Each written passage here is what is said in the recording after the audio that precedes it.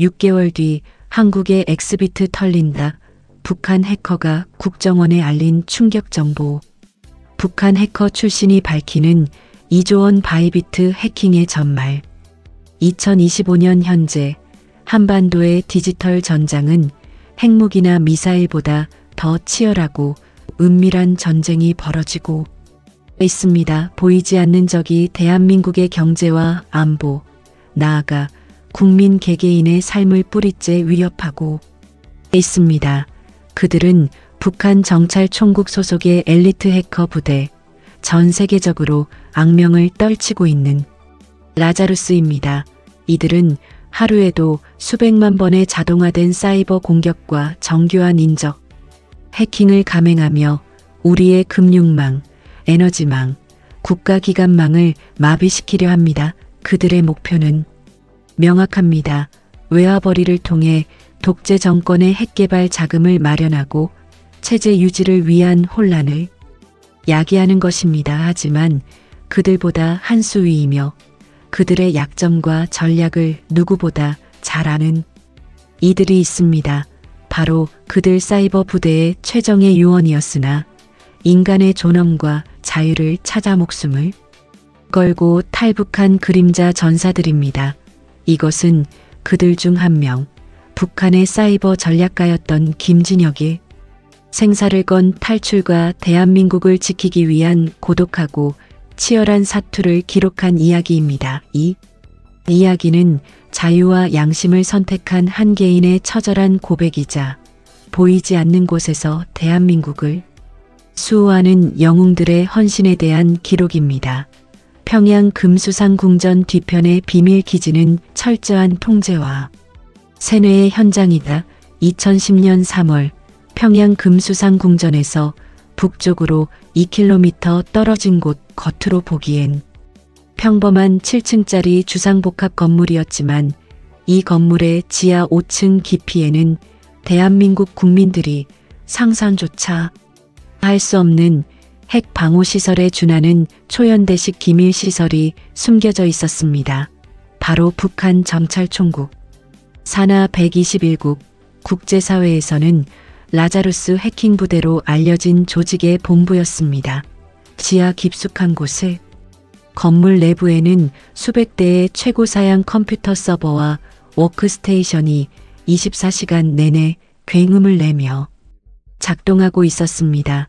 벽면 전체를 차지한 대형 멀티 모니터에는 전 세계 금융망의 데이터 흐름, 주요 국가의 기관 시설 정보, 그리고 수많은 IP 주소들이 끊임없이 스크롤되고 있었습니다. 공기 중에는 전자기기에서 나는 미세한 고주파 소음과 수십 명의 해커들이 키보드를 빠르게 두드리는 리드미컬하고 기계적인 소리만이 맴돌았습니다. 김진혁은 37세로 이곳에서 핵심 암호화폐 해킹팀인 이과 과장으로 근무하고 있었습니다. 그는 북한 내부에서 별 중에 별로 불리는 엘리트 중의 엘리트였습니다. 그가 이 자리에 오르기까지는 국가가 설계한 철저한 통제와 세뇌 그리고 피와 땀으로 점철된 특별한 여정이 있었습니다. 1998년 함경북도 청진의 한 중학교에서 수학 천재로 소문났던 김진혁은 그의 인생을 송두리째 바꾼 운명적인 순간을 맞았습니다. 낡은 386 컴퓨터 한 대가 놓인 교무실에서 보이부 요원이 그에게 물었습니다. 학생, 컴퓨터 다뤄본 적 있나? 셈이 빠르다니 논리적인 머리를 가졌을 터 그날 이후 그는 조국의 최정예 사이버 전사로 선발되어 길러지기 시작했습니다. 전국 각지에서 선발된 30명의 영재 학생들과 함께 평양의 비밀훈련소로 이송된 김진혁. 그곳에서의 훈련은 상상을 초월하는 가혹함의 연속이었습니다. 그들은 하루 16시간씩 잠자는 시간을 제외하고는 C++ 파이썬 같은 핵심 프로그래밍 언어, TCP/IP 프로토콜 분석, 제로데이 익스플로잇 개발, 다층 네트워크 해킹, 암호 해독, 그리고 심리적으로 상대방을 속여 정보를 빼내는 사회공학적 기법을 배웠습니다. 정신교육은 더욱 철저했습니다. 너희들은 조국의 방패이자 원수들을 징벌하는 날카로운 칼이다. 너희의 재능은 오직 위대한 수령 동지를 위해서만 존재한다. 매일 아침마다 사상 교육이 진행되었고 외부 정보는 철저히 차단되었습니다. 훈련은 생존 경쟁이었습니다. 매주 실시되는 코딩 및 해킹 평가에서 하위 성적을 받으면 고향으로 돌아가는 영예를 얻는 것이 아니라 강원도에 이름 없는 희망탄광으로 보내져 강제 노동을 해야 했습니다. 5년간의 지옥 같은 훈련 동안 30명 중 끝까지 살아남아 라자루스 본부에 배치된 건 단 7명 뿐이었습니다. 김진혁은 그 중에서도 최우수 성적으로 김일성 종합대학 사이버전자공학과에 특별 전학했습니다. 그는 이미 대학 과정의 모든 내용을 마스터한 상태였지만 대학 졸업장은 그대로 신분을 세탁하고 국제활동에 투입하기 위한 위장 경력으로 필수적이었습니다. 2008년 대학 졸업과 동시에 그는 라자루스 그룹의 핵심 부대에 배치되었습니다. 그의 첫 실전 임무는 충격과 공포 그 자체였습니다. 한국의 주요 은행 및 방송국 전산망을 마비시키는 것으로 2013년 3.20 사이버 테러 김진혁이 참여한 역사적인 대규모 사이버 작전이었습니다. KBS, MBC, YTN 방송사와 신한은행, 농협의 전산 시스템이 동시에 마비되었던 그날, 김진혁은 평양 지하 벙커에서 한국 방송사의 메인 서버에 악성 코드를 주입하며 키보드를 두드리고 있었습니다.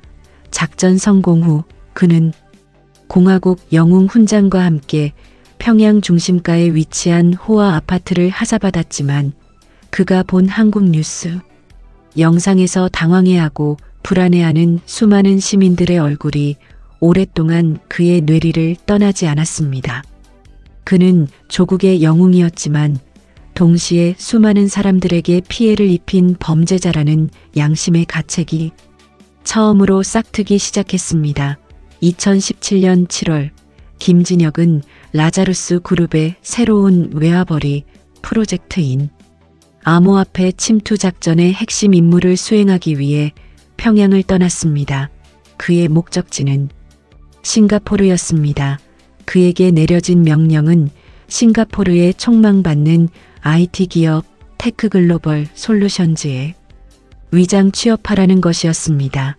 북한은 이 임무를 위해 완벽한 신분 조작을 준비했습니다. 그의 새로운 이름은 중국 선양 출신 조선족 리청화 베이징 대학 컴퓨터공학과 졸업장, 중국 선전 IT 기업에서의 5년 경력 등 모든 것이 정교하게 위조되었습니다. 싱가포르 창의공항에 내린 순간 김진혁은 전율과 함께 문화적 충격에 휩싸였습니다. 그가 평양에서 누리던 특권층의 삶은 이곳에서는 평범한 일상이었습니다. 공항 화장실의 자동 물내림 변기, 밤 11시에도 눈부시게 환하게 켜진 마리나 베이의 불빛, 슈퍼마켓에 산더미처럼 쌓여있는 수백 종의 식료품들, 특히 그를 가장 놀라게 한 것은 사람들의 얼굴에 걸린 여유로운 미소였습니다. 평양의 사람들이 보여주는 경직된 미소나 의무적인 웃음이 아니었습니다. 그것은 마음속 깊은 곳에서 우러나오는 자유롭고 자연스러운 웃음이었습니다. 테크글로벌 솔루션즈에서 김진혁은 낮에는 평범하고 유능한 백엔드 개발자로 일했습니다. 그의 동료들은 친절하고 개방적이었습니다. 인도계 상사 라제시는 매주 금요일 저녁 팀 회식을 주선하며 그의 의견을 경청하고 격려해 주었습니다. 어느 날 라제시는 그를 자신의 콘도미니엄으로 초대해 가족들과 함께 저녁을 먹기도 했습니다. 라제시의 5살 난 딸이 우리 아저씨 한국말로 사랑해는 뭐예요? 라고 물었을 때 김진혁은 숨을 쉴 수 없을 만큼 목이 메어 대답하지 못했습니다. 자신이 이토록 친절한 사람들을 상대로 한 거대한 거짓말 속에서 살고 있다는 사실이 너무나도 부끄럽고 그의 리청아라는 삶이 얼마나 공허한지 깨달았기 때문이었습니다. 하지만 그는 진정한 친구를 사귈 수 없었습니다. 밤이 되면 그는 다시 김진혁으로 돌아가야 했으니까요. 저녁 7시 회사를 나선 김진혁은 자신이 머무는 선택시티 근처의 작은 원룸 아파트로 돌아갔습니다. 간단히 저녁 식사를 마친 후 그는 방 안의 낡은 책장을 조심스럽게 옆으로 밀었습니다. 벽에 숨겨진 안전금고가 모습을 드러냈습니다. 그 안에는 특수 제작된 고성능 노트북, 석대와 군용 수준의 암호화된 위성통신 장비가 들어 있었습니다. 자정부터 새벽 5시까지 그는 평양에 지령을 받아 전 세계 암호화폐 거래소를 공격하고 탈취한 자금을 세탁하는 작업을 진행했습니다. 수면 시간은 하루 서너 시간. 그의 눈 밑에는 짙은 다크서클과 피로감이 자리 잡았고 그의 내면은 두 개의 자아 사이에서 갈갈이 찢어지고 있었습니다. 그의 내면은 점점 더 깊은 갈등의 수렁에 빠졌습니다. 회사 동료들이 자신의 가족, 꿈, 다음 여행 계획에 대해 자유롭게 이야기하는 동안 그는 리청아의 완벽하게 조작된 과거를 연기해야 했습니다. 자신의 진실을 털어놓고 리청아가 아닌 김진혁으로 살고 싶은 충동을 매일 수백 번 느꼈지만 그럴 경우 자신과 평양에 있는 부모, 동생이 어떤 운명을 맞을지 너무나도 잘 알고 있었습니다. 그의 여권에는 이미 최고 존엄 모독이라는 주홍 글씨가 새겨질 준비가 되어 있었습니다. 2025년 2월 21일 새벽 2시 37분에 김진혁의 노트북 화면에 세계 최대 암호화폐 거래소 중 하나인 바이비트의 관리자 화면이 떠올랐습니다. 3개월간의 피를 말리는 준비 끝에 그들은 마침내 바이비트의 클라우드 서비스 협력업체 시스템을 경유하여 내부 핵심 네트워크에 침투하는 데 성공했습니다. 김진혁이 속한 이관은 이번 작전에서 가장 핵심적인 역할을 맡았습니다. 그의 임무는 인출 시스템에 잠복하여 이더리움 전송 주소를 몰래 바꿔치기 하는 트랜잭션 리디렉션 코드를 씹는 것이었습니다. 이 코드는 단순한 해킹 툴이 아니었습니다. 평소에는 시스템 깊은 곳에 잠복해 있다가 특정 금액인 50만 달러 이상의 대규모 자금 이동이 발생할 때만 몰래 활성화되어 돈이 북한이 통제하는 17개의 위장 지갑으로 흘러들어가게 만드는 정교하고 지능적인 함정이었습니다. 김진혁은 이 코드를 피해 눈물이라고 불렀습니다. 손가락이 마우스의 엔터키 위에서 미세하게 떨렸습니다.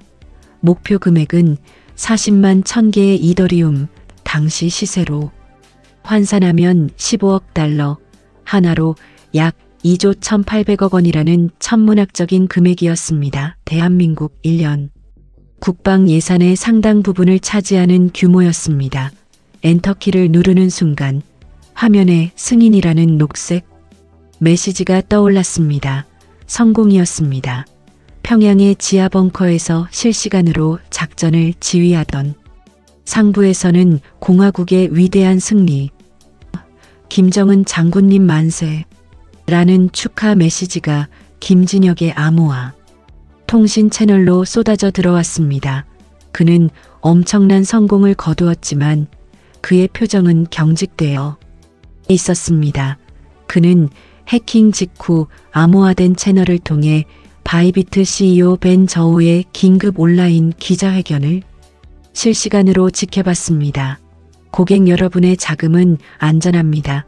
이 사태는 우리의 보안 시스템 외부에서 발생한 일이며 우리는 모든 손실을 보전하겠습니다.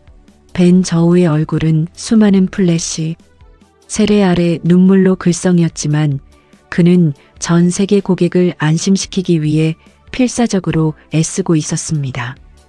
그 순간 김진혁은 깨달았습니다.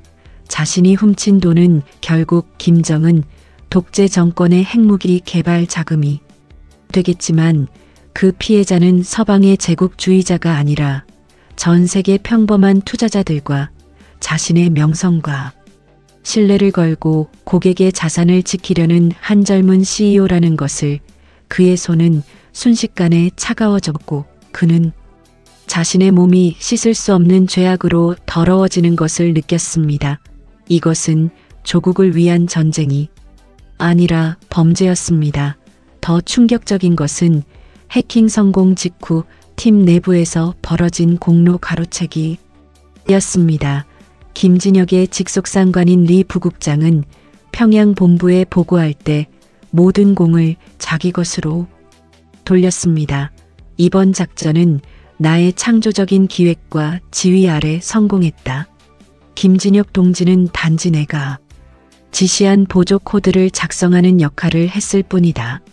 실제로 핵심 코드를 작성하고 3개월 동안 바이비트 협력업체의 취약점을 찾아내 침투 경로를 개척한 것은 김진혁이었지만 북한 사회에서 아랫사람의 공은 곧 윗사람의 공이 되는 것이 당연한 체제 논리였습니다. 김진혁은 끓어오르는 분노를 느꼈지만 그 분노를 드러내는 것은 곧 체제에 대한 반항으로 해석되어 목숨을 잃을 수 있음을 알기에 입술을 깨물고 침묵했습니다. 2025년 3월 15일 김진혁은 평양으로 긴급 소환되었습니다. 15억 달러 해킹의 최대 공로자로 표창을 받을 거라 내심 기대했지만 현실은 그를 향한 차가운 칼날이었습니다. 정찰총국 회의실에서 리 부국장은 김진혁을 호된 질책으로 몰아세웠습니다. 김진혁 동무, 보안의식이 해이하여 작전 중 일부 코드가 외부에 노출될 가능성이 있었소. 이것은 조국 안보의 중대한 정치적 실책이요. 이는 완전히 날조된 거짓말이었습니다.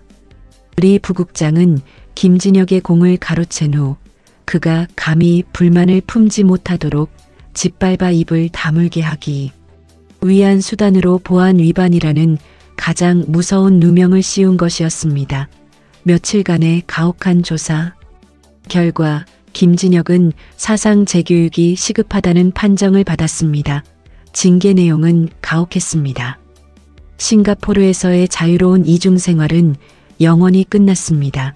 그는 평양 교회의 인적이 드문 곳에 위치한 낡은 기숙사로 강제 이전되었고 24시간 철저한 감시를 받으며 단순하고 반복적인 코딩 작업으로 주로 군용 반도체 칩 설계도를 그리는 기초 작업만 하도록 명령받았습니다. 실질적인 좌천이었으며 그의 모든 외부 통신과 정보 접근 권한은 완전히 단절되었습니다. 그의 방에는 작은 창문 하나와 낡은 침대 그리고 보안이 강화된 컴퓨터 한 대만이 놓여 있었습니다. 그는 마치 첨단 기술을 가진 죄수처럼 갇혔습니다. 하지만 그를 진정으로 무너뜨린 것은 이 좌천 자체가 아니었습니다. 어느 날 밤 기숙사 동료가 몰래 그에게 속삭이듯 소식을 전했습니다. 김동무, 놀라지 마시오. 자네 부모님께서 청진에서 평양으로 이주 허가를 받았다는 거 아시오? 김진혁은 귀를 의심했습니다. 그의 늙은 부모는 함경북도 청진의 허름한 집에서 배급도 제대로 받지 못하며 힘든 삶을 살고 있었습니다. 평양 이주는 북한에서 최고 위층만이 누릴 수 있는 특혜 중에 특혜였습니다. 동료는 조심스럽게 말을 이었습니다. 동무가 그 큰 작전을 성공시켜 공화국에 2조 원이 넘는 외화를 벌어들이지 않았소? 조직에서 그 공로를 높이 사부모님을 평양으로 불러올 수 있게 해준 거라고 하더군요. 김책공업종합대학 근처의 새 아파트를 배정받았답니다. 따뜻한 온돌에 전기도 24시간 나오고 식량 배급도 특별 대우라던데요. 김진혁의 가슴이 찢어지는 듯한 먹먹함에 잠겼습니다.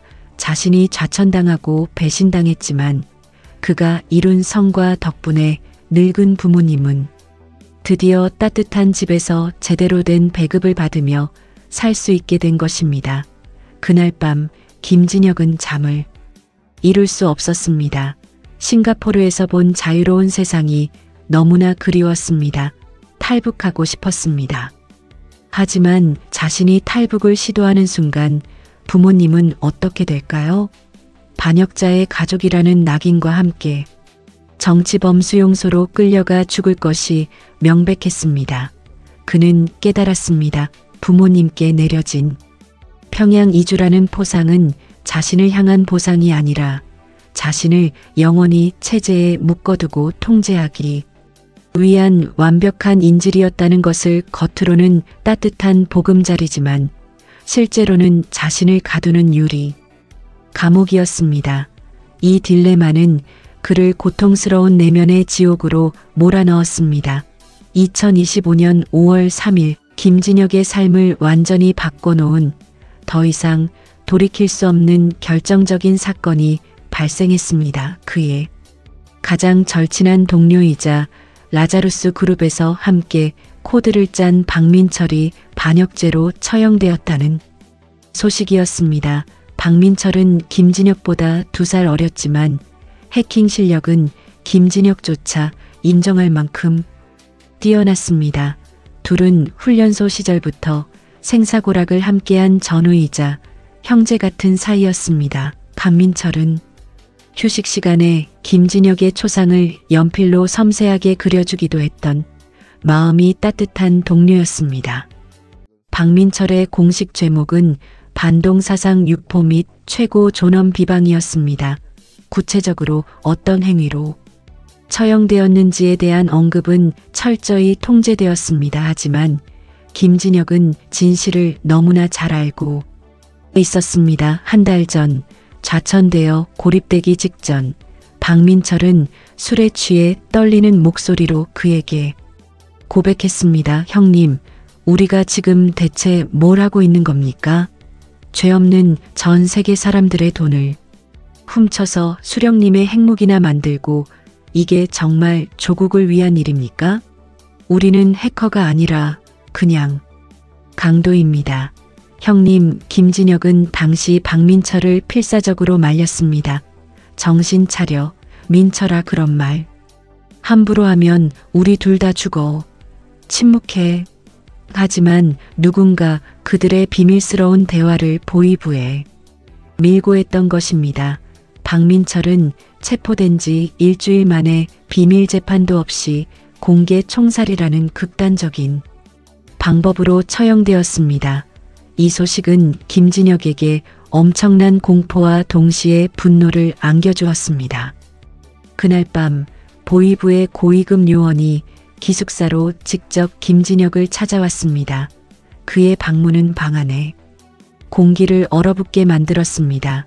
김진혁 동무 박민철이 동무에게 어떤 반동적인 말을 했는지 우리는 상세히 알고 있어 하지만 동무는 그것을 즉시 보고하지 않았지. 이것도 중대한 체제 수호 의무 위반이요. 요원의 목소리는 낮았지만 쇠처럼 단단했습니다.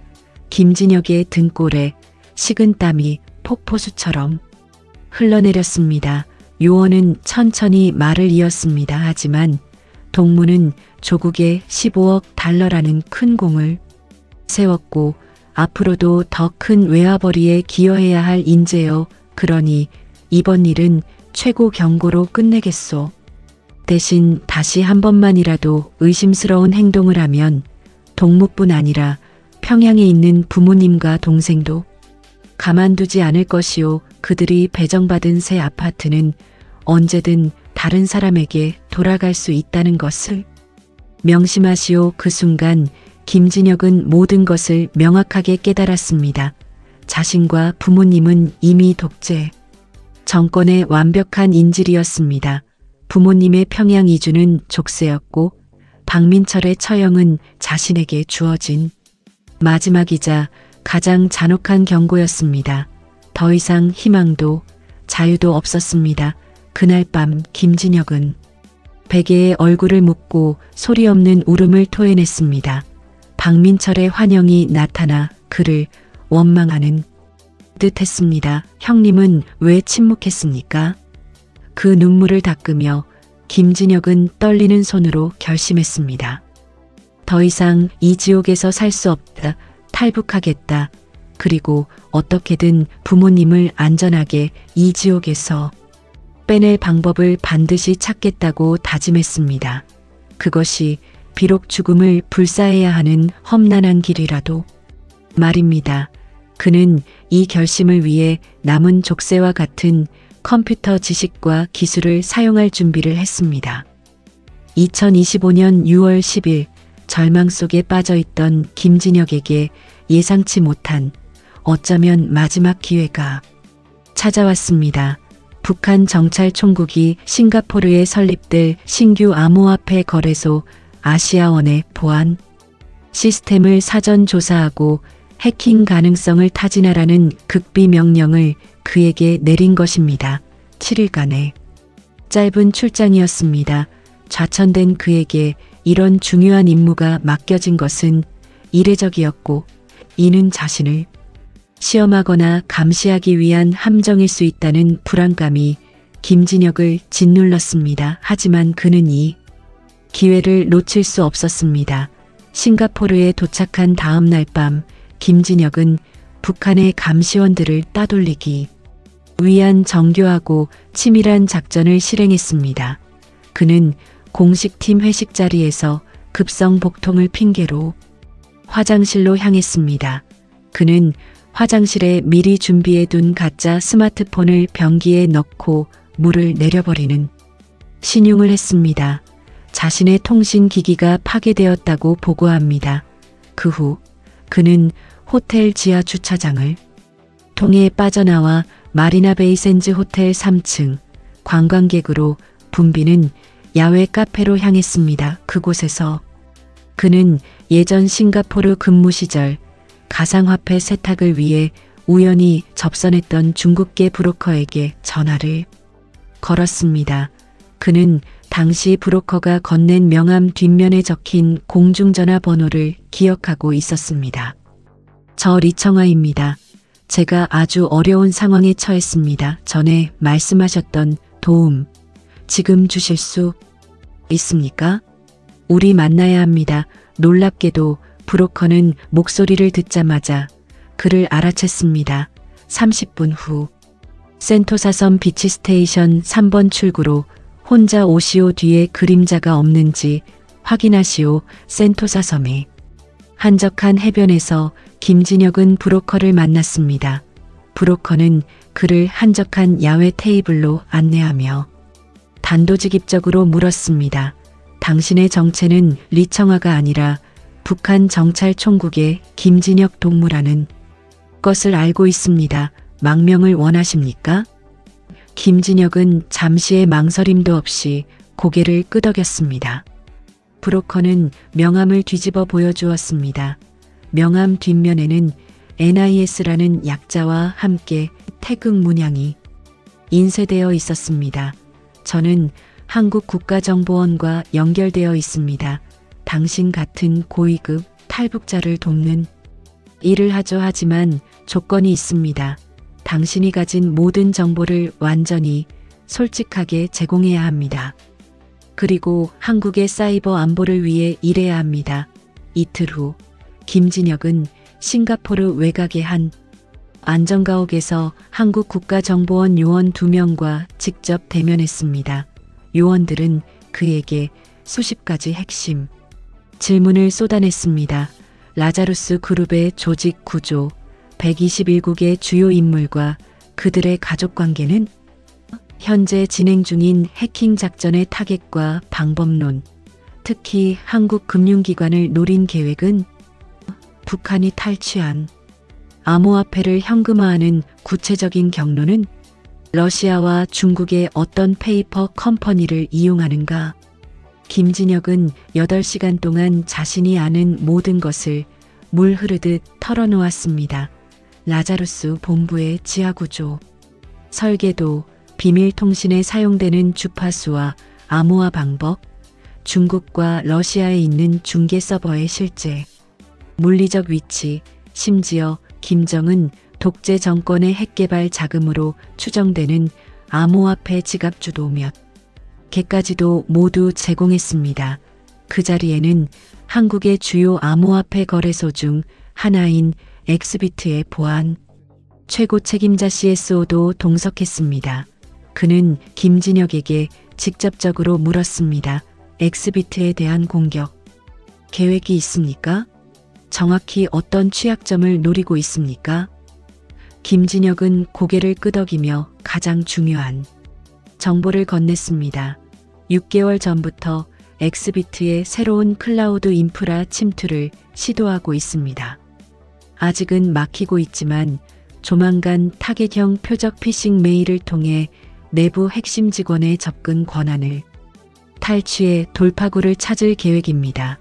엑스비트 관계자의 얼굴은 순식간에 새하얗게 굳어졌습니다. 이 정보는 자사의 보안 시스템을 완전히 새롭게 구축해야 할 만큼, 그리고 자신들의 생존을 좌우할 만큼 중요한 것이었습니다. 회의 끝에 국정원 요원은 결의에 찬 목소리로 말했습니다. 김진혁 씨, 당신을 한국으로 안전하게 망명시키겠습니다. 하지만 당신 부모님 문제는 솔직히 말씀드려 매우 어렵고 위험하며 장기적인 작전이 될 것입니다. 하지만 우리가 가진 모든 정보 자원과 국제적 네트워크를 동원하여 최선을 다하겠습니다. 당신의 협조가 대한민국 경제 안보에 엄청난 기여를 할 것임을 확신합니다. 당신은 이제부터 대한민국의 가장 강력한 그림자 전사입니다. 김진혁은 떨리는 목소리로 대답했습니다. 제가 지금까지 북한을 위해 한 모든 일이 제 인생의 죄악이었습니다. 이제 제가 가진 정보와 능력으로 대한민국을 지킬 수 있다면 저는 기꺼이 목숨을 걸고 협조하겠습니다. 부모님은 꼭 구해주십시오. 그것이 제가 이 길을 가는 유일한 이유입니다. 2025년 6월 14일 새벽 5시 30분 김진혁의 극적인 탈출 작전이 싱가포르에서 실행되었습니다. 그는 공식적으로는 아시아원의 보안 보고서를 들고 다시 평양으로 돌아가는 항공편에 탑승할 예정이었습니다. 하지만 그가 탄 검은색 고급 벤츠는 예정된 창의공항 대신 셀레타 공군기지 외진 경납고로 향했습니다. 그곳에는 한국 정부가 서둘러 준비한 소형 전용 전세기가 이미 프로펠러를 돌리며 대기하고 있었습니다.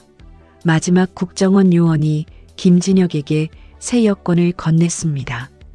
한국 국적의 김상우라는 이름이 선명하게 적혀 있었습니다. 요원은 속삭였습니다. 이제부터 당신은 김상우입니다. 10년 전 가족과 함께 한국에서 미국으로 이민 갔다가 이번에 모국에 귀국하는 촉망받는 컴퓨터 공학자로 되어 있습니다. 모든 서류와 신분 배경은 완벽하게 조작되었으며 대한민국 정부가 당신의 신분을 보증합니다. 비행기가 이륙하는 순간 김진혁은 창밖으로 점점 멀어지는 싱가포르의 불빛을 바라보며 참았던 눈물을 쏟아냈습니다. 해방감과 동시에 홀로 평양에 남겨진 부모님에 대한 엄청난 죄책감이 그를 덮쳤습니다. 그는 요원에게 조용히 물었습니다. 제 부모님은요? 그들은 제 탈북 사실을 알고 무사하실까요? 요원은 그의 손을 잡으며 대답했습니다. 현재 중국 브로커들과 국정원 해외팀이 협력하여 구출 작전을 즉시 준비 중입니다. 매우 위험하고 시간이 걸리는 우리에게도 가장 중요한 임무입니다. 절대 포기하지 않겠습니다. 당신은 지금 이 순간부터 부모님을 구할 수 있는 유일한 희망입니다. 전세기는 7시간 만에 인천공항에 도착했습니다. 김상우는 일반 통로가 아닌 국정원 특수 통로를 통해 곧바로 경기도 양주의 한 비밀 교육시설로 이송되었습니다. 그곳에서 그는 3개월간의 집중 조사와 한국 사회 적응 훈련을 받았습니다.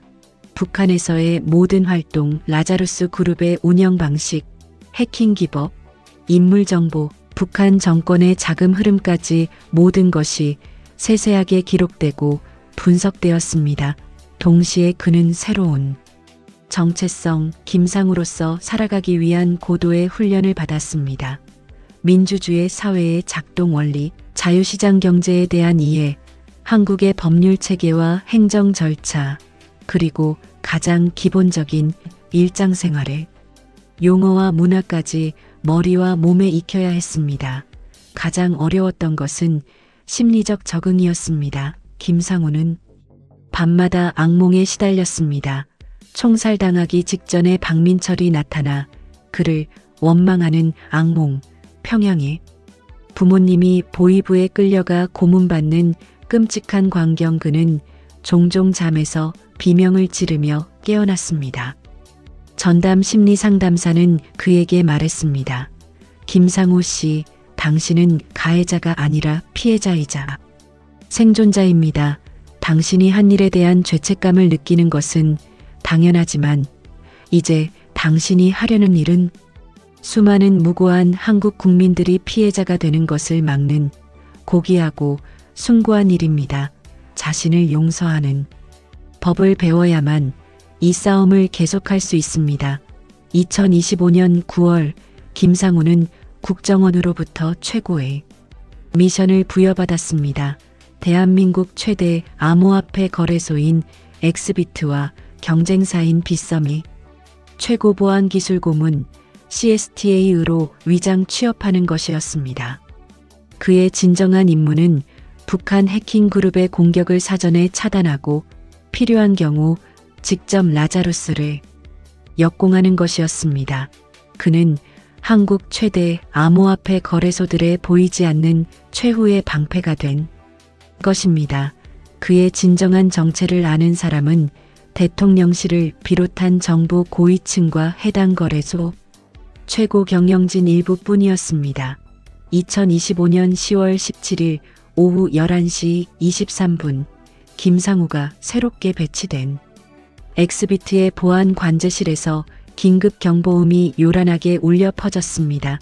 엑스비트의 새로운 클라우드 인프라에 대한 대규모 분산 서비스 거부 공격과 더불어 정교한 관리자 권한 상승 시도가 동시에 감지된 것입니다. 이는 라자루스 그룹의 전형적인 양면 작전이었습니다. 김상우는 즉시 공격 패킷을 분석했습니다. 코드의 특징, 접근 경로, 사용된 제로데이 익스플로잇의 서명. 김상우는 단번에 이 공격의 지문을 알아차렸습니다. 라자루스 이과가 맞습니다. 제가 2년 전에 구상했으나 완성하지 못했던 다단계 프록시 체인 기법의 개량 버전입니다. 그는 즉시 엑스비트 보안팀에 정확한 지시를 내렸습니다. 지금 당장 서버 B17과 C21을 물리적 네트워크에서 격리하세요. 그들은 15분 안에 2차 침투를 통해 관리자 권한을 탈취할 겁니다. 그리고 가장 중요한 것, 디구 백업 서버에 있는 가짜 고객 데이터로 그들을 유도하세요. 엑스비트 팀은 김상우의 확신에 찬 지시에 따라 신속하게 움직였고 라자루스의 1차 침투 시도는 가짜 데이터 유인책에 걸려 간발의 차이로 차단되었습니다. 만약 김상우의 예측이 없었다면 엑스비트는 수천억 원의 암호화폐를 잃고 고객 데이터가 유출되는 대형 사고를 피할 수 없었을 것입니다. 김상우는 여기서 멈추지 않았습니다. 그는 곧바로 역으로 공격자를 추적하기 시작했습니다. 북한 해커들이 사용한 중국과 대만에 있는 수십 개의 중계 서버, 암호화된 통신 채널을 하나씩 역추적했습니다. 놀랍게도 그는 라자루스 그룹의 실시간 작전 회의에 침투하는 데 성공했습니다. 그들의 음성 대화와 화면 공유, 내용을 암호화된 상태로 몰래 녹화했습니다. 그들이 사용한 화상회의 소프트웨어에 알려지지 않은 취약점을 김상우가 개발 단계에서부터 알고 있었기 때문입니다. 다음 날 새벽 김상우는 녹화된 파일을 분석하며 엄청난 충격을 받았습니다. 화면에 나타난 얼굴들 중에는 그의 직속상관이었던 리 부국장과 옛 동료들이 있었습니다. 그들은 다음 타겟에 대해 논의하고 있었습니다. 이번에는 빗썸의 고객 데이터베이스를 공략한다. 개인정보 50만 건을 탈취해 랜섬웨어로 협박하는 거다. 돈을 줄 때까지 데이터를 조금씩 공개하겠다고 위협해야 한다. 김상우는 즉시 빗썸 측에 이 정보를 경고했고 빗썸 역시 선제적 보안 조치를 취해 또 한 번의 대형 고객 정보 유출 사고를 막았습니다. 2025년 11월 초 김상우는 더 대담하고 전례 없는 작전을 국정원에 제안했습니다. 우리가 먼저 공격합시다. 라자루스 그룹이 바이비트 해킹으로 탈취해 아직 현금화하지 못한 암호화폐를 역으로 추적해서 국제공조를 통해 동결시키는 겁니다. 국정원과 금융당국은 적의 본거지를 직접 공격하는 것은 국제적으로 민감한 문제라며 처음에는 망설였습니다. 하지만 김상우의 확고한 의지와 라자루스 그룹의 자금 세탁 경로에 대한 구체적이고 증거력 있는 계획에 결국 승인을 내렸습니다. 김상우는 자신이 알고 있는 북한의 복잡한 암호화폐 세탁 경로인 믹싱 서비스와 다중거래소 경유를 활용해 라자루스가 세계 각지에 숨겨둔 비트코인과 이더리움 지갑 17개를 정확히 찾아냈습니다. 이 지갑들은 복잡한 믹싱 서비스를 통해 위장되어 있었지만 김상우는 자신이 설계했던 믹싱 서비스의 패턴과 취약점을 읽어냈습니다. 이 정보는 곧바로 국제공조를 통해 미국 FBI, 유로폴, 인터폴에 전달되었고 총 4억 2천만 달러 상당의 암호화폐가 즉시 동결되었습니다. 북한은 이 엄청난 자금 동결 사태에 경악했습니다. 내부 정보가 유출된 것이 분명하다고 판단했지만 그것이 탈북한 김진혁이라는 사실은 아직 몰랐습니다. 평양에서는 대대적인 내부 숙청과 충성심 검열이 시작되었고 라자루스 그룹 내에서 서로를 의심하고 고발하는 막장 상황이 벌어졌습니다. 김상우의 역공은 북한 해킹 조직에 막대한 재정적 타격을 입혔을 뿐만 아니라 그들의 핵심 자원인 내부 신뢰까지 무너뜨리는 심리전을 성공시킨 것입니다. 2025년 11월 김상우는 또 한 번의 결정적인 성공을 거뒀습니다. 라자루스가 6개월간 공들여 개발한 새로운 지능형 악성 코드인 레드스타의 소스코드 일부를 역공 작전을 통해 입수해 분석한 것입니다. 그는 이 코드의 치명적 결함을 찾아냈고 그것을 전 세계 주요 보안 업체들과 즉시 공유했습니다. 그 결과 라자루스의 신형 악성 코드는 출시되자마자 모든 백신 프로그램에 의해 무력화되었습니다. 북한이 수많은 자원과 시간을 투자해 개발한 사이버 핵무기가 단 하루 만에 쓸모없는 고철이 된 것입니다. 김상우의 맹활약으로 2025년 하반기 한국의 주요 암호화폐 거래소들은 단 한 건의 심각한 해킹 피해도 입지 않았습니다. 엑스비트의 이석우 대표는 비공개 회의에서 눈물을 글썽이며 말했습니다. 김 박사님 덕분에 우리 고객들의 수십조 원에 달하는 자산을 지킬 수 있었습니다. 그분은 대한민국 암호화폐 산업의 진정한 영웅이자 보이지 않는 곳에서 국가를 지키는 애국자입니다. 2026년 11월 16일 김상우에게 그의 생애에서 가장 소중하고 행복한 소식이 찾아왔습니다. 국정원으로부터 특급 보안 채널을 통한 전화가 걸려왔습니다. 김상우 씨, 드디어 좋은 소식이 있습니다. 부모님을 안전하게 모시고 서울에 도착했습니다. 김상우는 그 자리에서 무릎을 꿇고 울었습니다. 중국 브로커들과 국정원 해외팀의 8개월간의 피를 말리는 노력 끝에 그의 부모님은 위험천만한 산악 경로와 밀항을 통해 중국을 거쳐 한국으로 극적 탈출해 성공한 것입니다. 며칠 후 인천의 한 안전가옥에서 김상우는 마침내 부모님과 기적 같은 재회를 했습니다. 70대가 된 아버지와 어머니는 아들을 보자마자 달려와 껴안고 눈물을 쏟았습니다. 진혁아, 내가 살아있구나. 우리가 탈출하는 동안 내가 잡혀갔을까봐 밤마다 잠을 이루지 못했다. 어머니는 떨리는 손으로 아들의 얼굴을 어루만졌습니다. 아버지, 어머니, 이제 정말로 안전합니다. 여기는 자유로운 나라 대한민국입니다. 이제 두 분은 누구의 인질도 아닙니다. 아버지는 떨리는 목소리로 그동안의 고난을 이야기했습니다. 우리가 평양 아파트에서 감쪽같이 사라진 다음 날 보이부가 집을 덮쳤다더구나. 하지만 우리는 이미 중국 브로커가 마련한 짐칸 트럭 속에 숨어 국경을 넘은 뒤였지. 내가 아니었다면 우리는 희망이 없었을 것이다. 부모님은 새터민 정착 지원을 받아 경기도의 한 조용한 주택가 아파트에서 새 삶을 시작했습니다. 김상우는 주말이면 부모님을 찾아뵙고 함께 마트에 갑니다.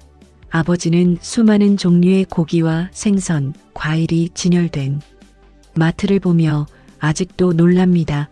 이렇게 풍족한 세상이 있다니. 여기가 천국이구나. 어머니는 자유롭게 동네 교회에 다니며 찬송을 부르고 마음껏 웃으며 행복해합니다.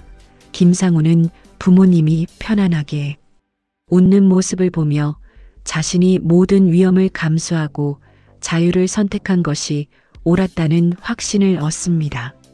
하지만 김상우의 싸움은 끝나지 않았습니다. 2025년 현재 그는 여전히 대한민국의 금융 인프라와 암호화폐 시장을 지키기 위해 보이지 않는 전쟁을 계속하고 있습니다. 라자루스 그룹은 끊임없이 새로운 공격 벡터와 첨단 기술을 동원하여 공격을 시도하지만 김상우는 그들보다 항상 한 걸음 앞서 있습니다. 그는 북한 해커들의 사고방식, 그들의 기술적 강점과 심리적 약점을 누구보다도 잘 알고 있으니까요. 최근 김상우는 더 큰 목표를 향해 새로운 프로젝트를 시작했습니다. 전 세계 주요 암호화폐 거래소들과 협력해 국제사이버방어 연합 ICDA를 구축하는 것입니다. 그는 자신의 독특한 경험과 지식을 바탕으로 북한 해킹 그룹의 공격 패턴을 심층 분석한 백서를 발간했고, 이를 바탕으로 한 인공지능 기반의 선제적 방어 시스템을 개발 중입니다. 미국 FBI, 일본의 국가안보국, 유럽의 최고 보안 전문가들과 정보기관들이 그의 조언을 듣기 위해 서울을 찾아옵니다. 김상우는 가끔 깊은 밤, 창밖의 평화로운 서울의 불빛을 보며 평양을 생각합니다. 아직도 그곳에는 자신처럼 체제의 노예로 두려움에 떨며 살아가는 수많은 천재 해커들이 있습니다. 그는 언젠가 북한이 자유와 민주주의의 품으로 돌아오는 날 자신의 모든 이야기를 공개하고 싶다고 말합니다. 저는 북한 정권의 살아있는 도구였습니다. 하지만 이제는 자유민주주의를 지키는 자랑스러운 수호자입니다. 제 이야기가 한 사람의 용기 있는 선택이 어떻게 세상을 바꿀 수 있는지 보여주는 증거가 되길 바랍니다.